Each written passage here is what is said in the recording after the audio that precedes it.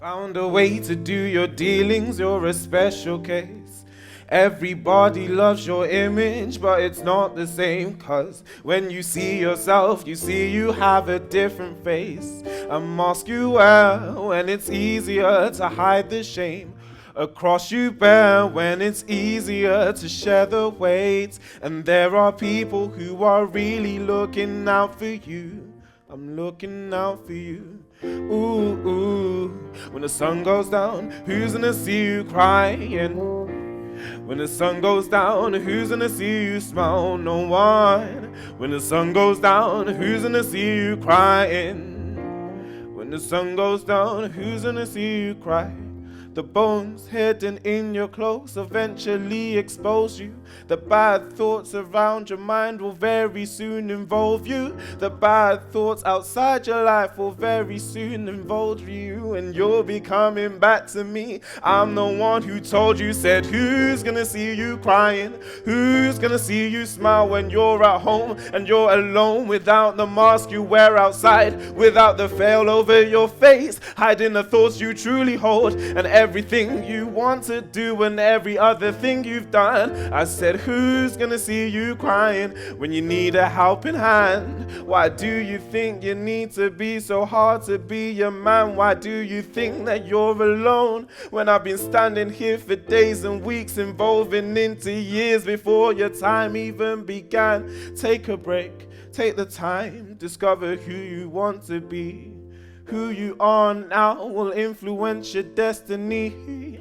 Who you were before doesn't matter. If you make the past your past, negativity will scatter. When the sun goes down, who's gonna see you crying? When the sun goes down, who's gonna see you crying? No one. When the sun goes down, who's gonna see you crying? Who's gonna see you crying when the sun goes?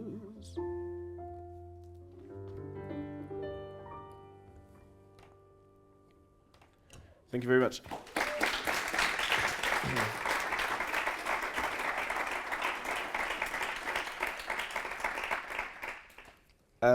Hello everyone, it's great to be here.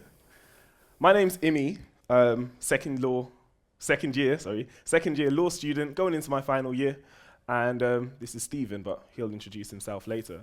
And we've called ourselves Undertone for today, and what that means, and it will be even more understandable towards the end of when we've both finished speaking, is that we're getting underneath the tone that you can hear. So underneath the music, we're uncovering the meaning behind that.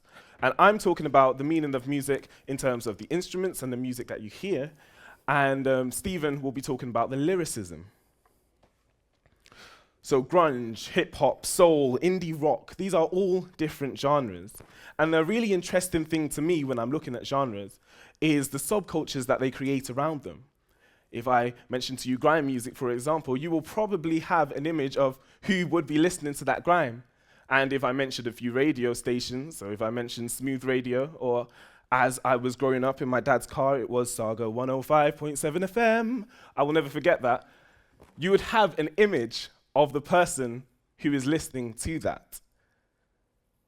So when I was young, as I've just sort of shed light on, Smooth Radio was what was playing in my car. In my house, it was anything from Fela Kuti to Gabrielle Fauré to Enya.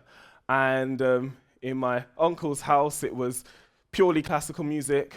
As I was going into school, I was exposed to pop and R&B, your Beyoncés, your Rihannas, everyone else. And as I started to settle into my own love of music, I kept that eclectic nature of listening to music, but I started to listen to hip-hop, gospel, and melodic hardcore, a bit of screamo. So, because of that link between genres and subcultures, I found it very hard through school in understanding where exactly I fit in. And as I started to learn instruments and perform and play with different types of bands because of the different types of music I was into, I became aware that, and this is a very, very obvious thing, but it needs to be stated, it's very important, is that one thing that connects all musicians is the music. Whether the instrument is an actual instrument like a keyboard or a bass guitar or the congas, which you'll hear later, or whether it's simulated or synthesized through a computer, that is one thing that connects all musicians. When we see a band or an orchestra, there is a strong element of skill in what we're seeing. But it's also interesting to look at the composer, to look at the player, and to look at the instrument itself and understand the context of it, what it means to the composer. Without the lyrics are important too, and we'll find out just how important lyrics are. But to understand that the music itself has a lot to offer in terms of appreciating the music. Now, before Stephen comes on to talk about lyricism, my point is this, very quickly, that through observing the instrument that is used, observing the person playing it, and ultimately observing the composer, we can understand and come to appreciate that composer, regardless of genre. And if we can do that, we can respect the subculture that that's coming from. We respect the subculture, and we respect the person who identifies with that subculture. So, in effect, I believe that the sound is the substance, and it helps us to understand, appreciate, and respect each other. Thank you.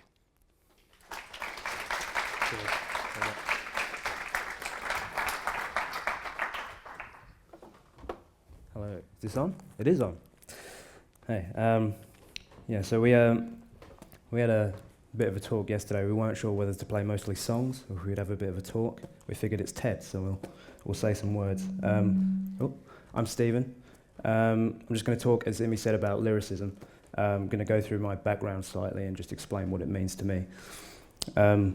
So I grew up in a little village called Long Melford down in South Suffolk, in the East Coast. It's an area with a very low level of immigration. In primary school, I was one of maybe 4 or 5 non-white students. That number never really grew above 10 or 20 throughout my whole time in school. I got bullied quite often, and gradually felt a disconnect between the kids at school. And this manifested itself as I grew older in anger. I had a habit of really brash sarcasm, and I'd hold people at a distance. And this behaviour eventually started to strain on my relationships with my family and my friends. It was only when I came to university that I met people that looked like me and shared my opinions and views that I had the chance to calm down and better reevaluate my position in society and in the world. That being said, my anxieties still show themselves in when I meet new people.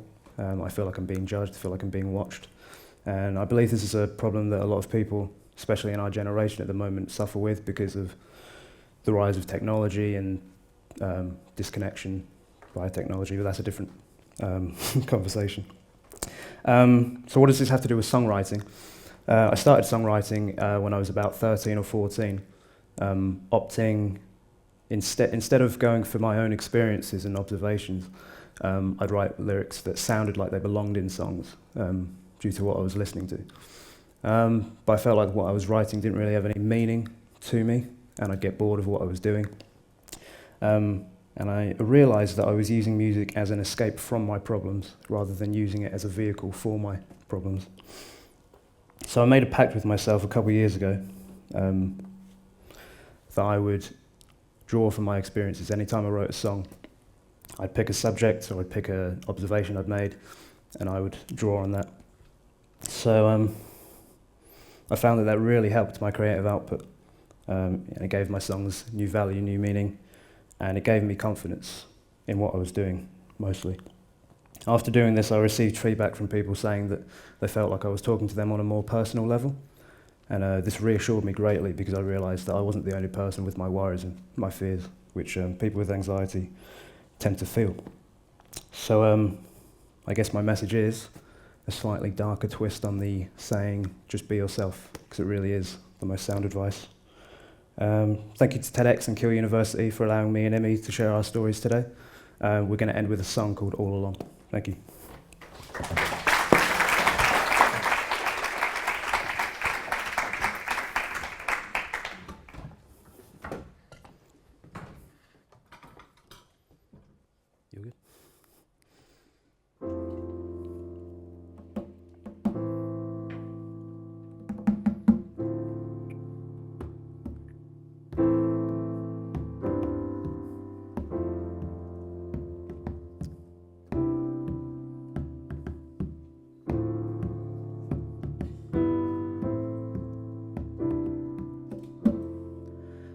to get some distance, 'cause lately I have felt I can't know how to save your life far too well. I don't know if you notice, you're hanging right off the edge. Soon you'll fall right through. You said I can't tie my shoes, maybe you could pull some strings. I'd come so undone that I could barely move. Your body is restless and your mind's so far away. Please don't make me choose. All along I've been behind you, I've been behind you. All along, all along I've been behind you, I've been behind you. All along, all along.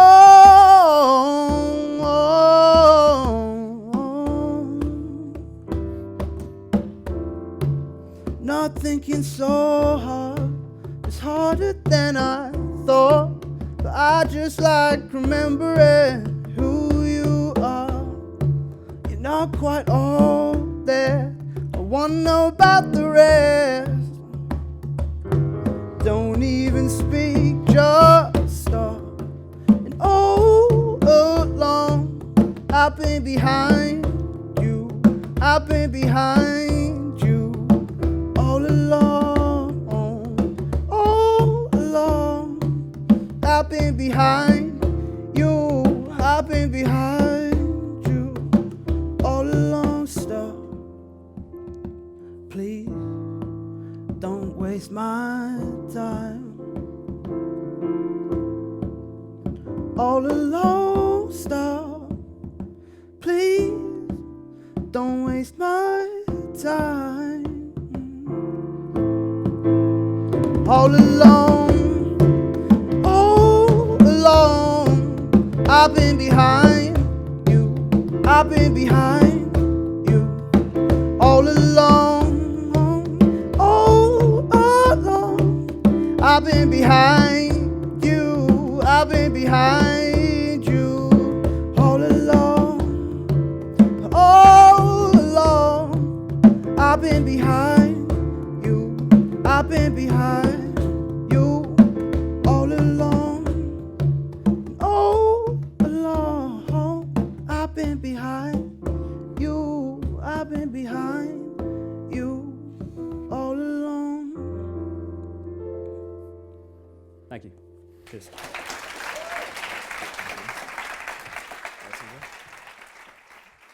And vote. But if you do have votes at 16, then it encourages stronger voter registration for young people, as well as push the spotlight onto their generation. This opportunity meant that we saw more people getting into the habit